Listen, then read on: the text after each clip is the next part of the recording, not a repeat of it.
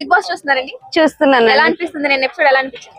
అంటే చాలా బాగుంది. ఎందుకంటే ఫస్ట్ వీక్ నుంచి కూడా మొన్న 3 వీక్స్ బ్యాక్ వరకు కూడా చూసుకుంటే మనము డిఫరెంట్ గా ఉన్నాయి. ఇంతవరకు తనుజ విన్నింగ్ అవుతుంది అనుకున్నాం. ఇప్పుడు విన్నింగ్ అయ్యే ఛాన్సెస్ కూడా వేరే వాళ్ళకు ఉన్నాయి.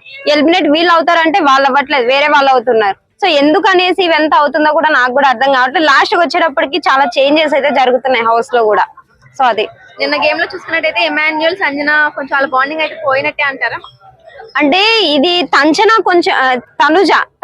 సంజన పైన కొంచెము పర్సనల్ గొడవలు పెట్టుకొని దాని వల్ల టాస్క్ లలో కూడా అదే చూపిస్తూ సంజన పైన కొంచెము వేరేగా మాట్లాడడం. సంజన ఏది మాట్లాడితే అంటే అది పాజిటివ్ గా మాట్లాడి నెగిటివ్ గా మాని ఏదన్నా మాట్లాడి దానికి మాత్రం రాంగ్ అని చెప్పేసి చెప్తుంది తనుజ అయితే సంజనాకి.